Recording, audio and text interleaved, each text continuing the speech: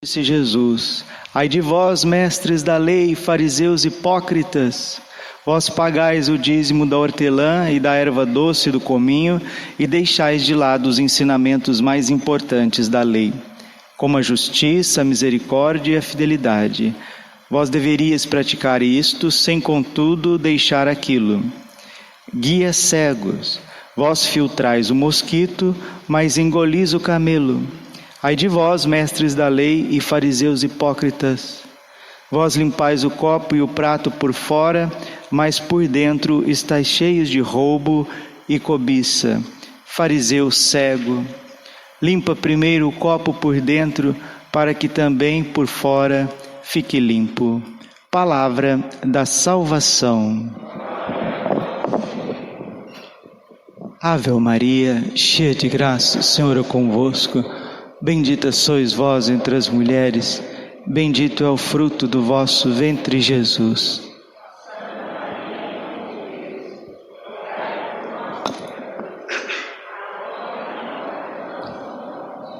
Vinde, Espírito Santo, vinde por meio da poderosa intercessão do Imaculado Coração de Maria, vossa amadíssima esposa.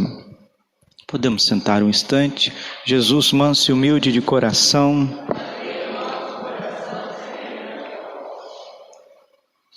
Quando Jesus, parece que no Evangelho ele está um pouco irado, como a gente fala, fulano está bravo, está nervoso. Não.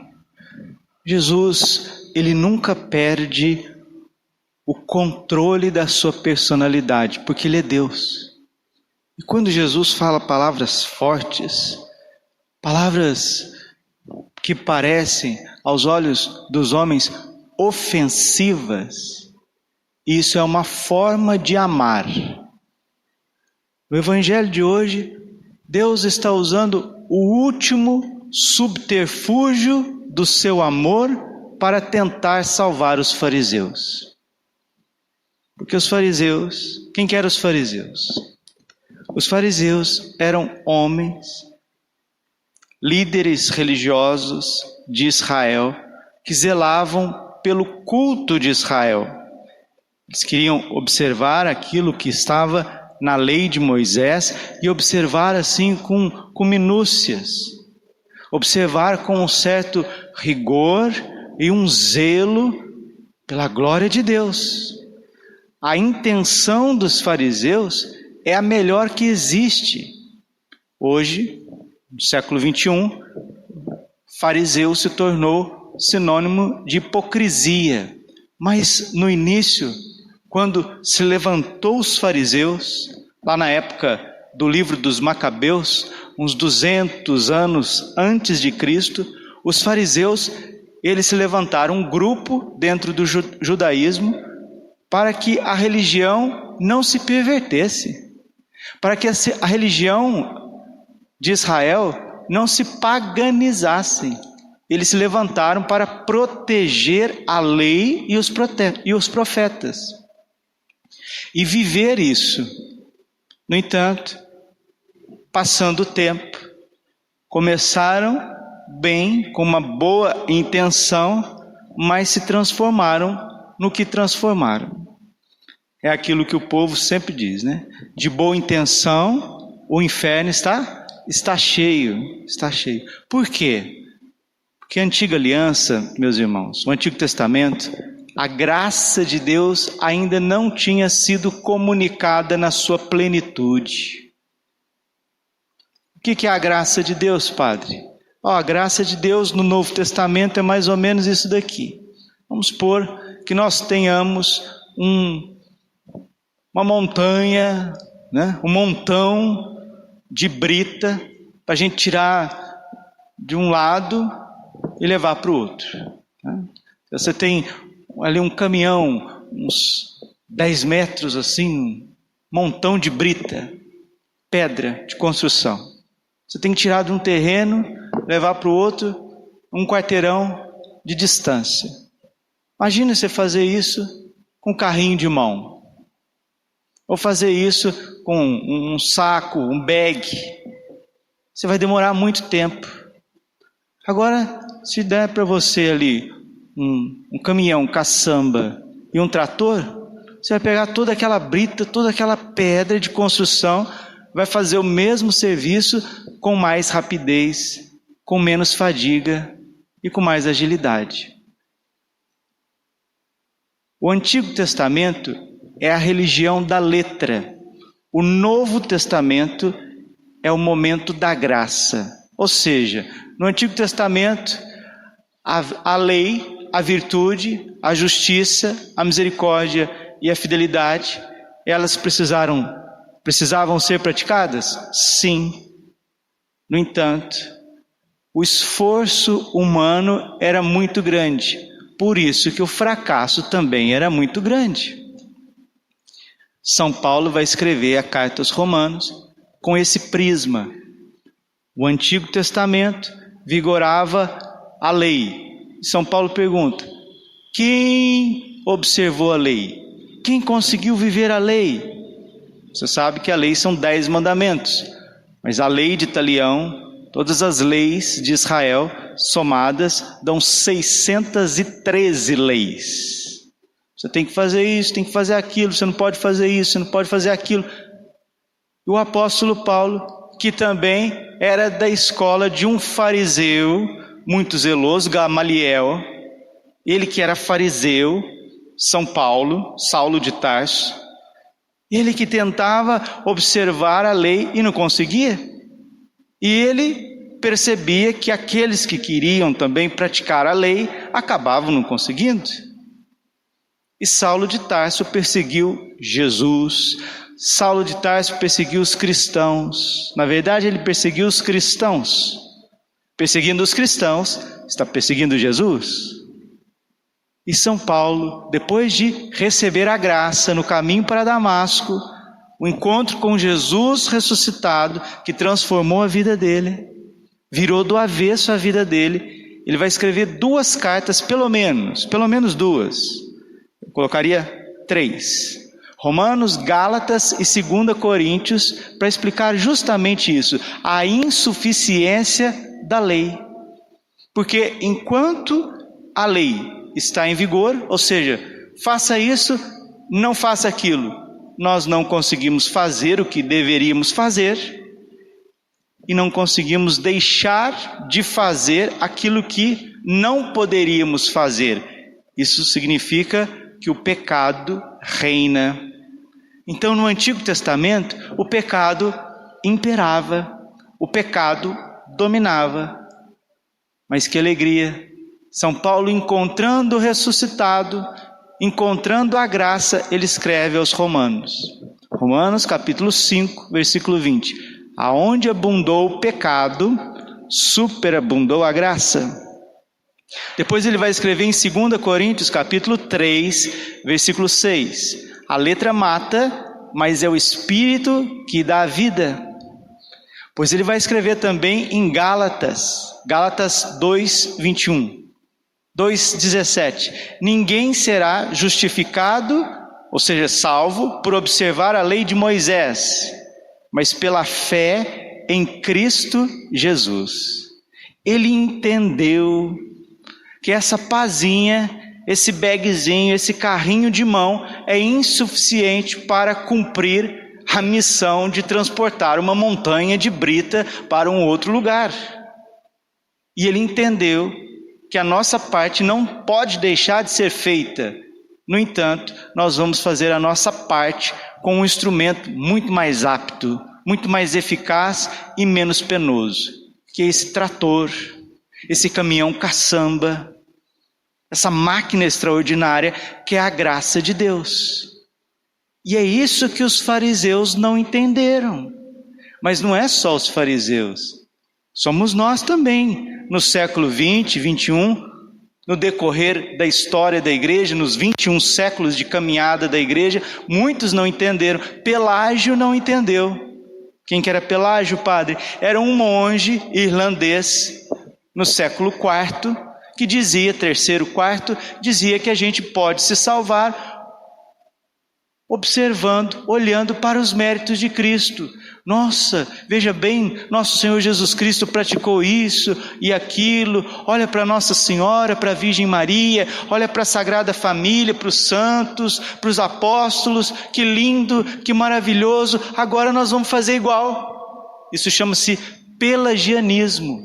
É você dispensa a graça para fazer as coisas da tua cabeça.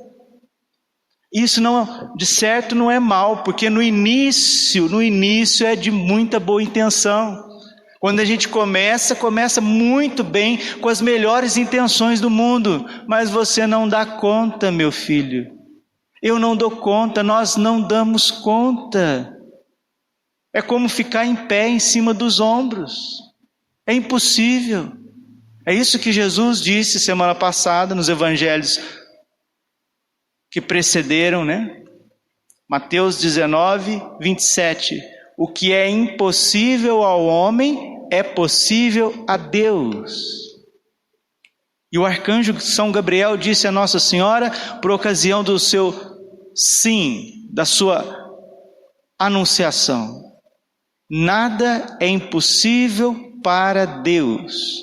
Então, a obra da gente ser pessoas melhores, de evitar o mal e fazer o bem, isso é obra da graça. Nós devemos colaborar com a graça. É o que a gente ouviu no salmo do domingo, da missa do domingo. Senhor, não deixeis inacabada a obra da vossa mão, que somos nós mesmos. Então nós temos que colaborar. Santo Agostinho também viveu muito pelas paixões, viveu querendo ser feliz, mas encontrando somente dessabores na vida, porque o pecado é isso. No início ele é muito bom, parece que as coisas estão dando todas certas, dá uma sensação de liberdade, a gente poder fazer o que quer, aonde quer, do jeito que quer, com quem quer, da forma que quer, e parece que dá certo a primeira vez, a segunda vez, a terceira. Aí às vezes vem até empresa, você constrói até uma família, você vai, constrói uma paróquia, vai para uma paróquia, tudo num sistema de pecado. A hora que aquilo rui, a hora que aquilo cai, como Jesus disse no Sermão da Montanha, grande é a ruína daquela empresa, daquele casamento, daquela comunidade, daquela amizade, daquela sociedade, porque foi construído sem Deus, foi construído sem a graça de Deus, sem a presença de Deus. O homem foi o protagonista, e aqui está o erro central dos fariseus. Eles se tornaram protagonistas, dentro da religião, usando todos aqueles paramentos da religião, aquelas franjas judaicas, colocando tudo naquele chale judeu, as franjas, os mandamentos, fazendo tudo certinho, querendo que os outros observem o que eles estão fazendo, porque assim, né? O farisaísmo, que é a hipocrisia humana, faz as coisas mais para os outros do que para Deus. A humildade é esta virtude que nos coloca para fazer as coisas diante de Deus, não diante dos homens, diante de Deus que vê no segredo. É São João Maria Vianney que diz isso para nós. Não fique muito preocupado com o que os outros estão pensando de você. O teu público são os anjos e os santos. E eles são invisíveis, mas eles estão te vendo. Você está sendo filmado por um público invisível, que são os anjos, os santos. São Paulo, vivendo esse farisaísmo que sufocava, tirava a alegria, tirava a leveza, tirava o desejo de caminhar, ficava pesado, a religião fica pesada, fica difícil. Ele escreveu aos Gálatas, capítulo 1, versículo 10. Se fosse para agradar os homens, eu não me tornaria servo de Cristo. E é isso que os fariseus fizeram, talvez, sem perceber. E como uma pessoa que está doente, Uma pessoa que está com insuficiência cardíaca e ali já está morrendo. O médico tem que fazer o último subterfúgio, ou seja, tem que usar aqueles aparelhos que dão desfibrilador, o nome é difícil, desfibrilador, aqueles aparelhos que dão choque no tórax, choque cardíaco, para ver se a pessoa acorda, porque ela está morrendo. E é isso que Jesus está fazendo hoje no Evangelho com os fariseus. É isso que ele fez com os fariseus no decorrer dos Evangelhos. Ele foi firme, ele foi duro. Na nossa psicologia moderna, nós falamos que ele estava irado, que ele estava bravo, que estava nervoso. Não. Jesus estava usando de um amor potentíssimo com os fariseus. Porque os fariseus tomaram o lugar de Deus dentro da religião, não davam conta disso, estavam colocando um peso terrível na vida dos outros, indo para o inferno e levando um monte de gente para o inferno. Só que esse fenômeno não é dos fariseus de Israel, esse fenômeno é da miséria humana, Se nós não abrirmos o nosso coração à graça de Deus, todos nós, parados, somos hipócritas. Parados, sem fazer nada. Deus é justo, Deus é misericordioso, Deus é fiel. Você e eu, parado, sou hipócrita, sou um fariseu. Não melhor, nem pior do que aqueles da época de Jesus. Padre, como a gente pode salvar dessas coisas? Disse Jesus no Evangelho, Mateus 23. Ai de vós, mestres da lei, fariseus hipócritas, vós pagais o dízimo da hortelã, da erva doce, do cominho, e deixais de lado os ensinamentos mais importantes da lei, como a justiça, a misericórdia e a fidelidade. Justiça é dar a Deus o que é de Deus, amor, dar o coração, dar confiança. É isso que nós fazemos em cada Santa Missa. Procuramos dar a Deus o que é de Deus, nosso melhor, a primazia do nosso dia, nosso cansaço, né? Nossa lutazinha ali da parte da manhã para acordar, para vir à missa. Forma magnânima de dar a Deus o que é de Deus, a Santa Missa diária. Hoje nós celebramos São Luís de França. São Luís, rei da França, a mãe dele muito religiosa. Quando ele foi batizado, cresceu um pouquinho, a mãe falou para ele: ó, meu filhinho, conserve seu coração puro, porque de agora em diante você é templo do Espírito Santo. Olha que coisa linda. E o menino, lá no século 13, 1230, já ia na missa todos os dias. O pai dele morreu, ele tinha 12 anos, quando completou 21 anos, começou a governar a França. São Luís de França, um rei com uma santidade que brilhava no seu coração, de missa diária, catolicíssimo, virtuosíssimo, amigo dos pobres, dos pequenos, e os grandes, os fariseus da corte, pegavam no pé dele, porque ele gastava tempo ouvindo a homilia, adorando o Santíssimo, meditando a palavra.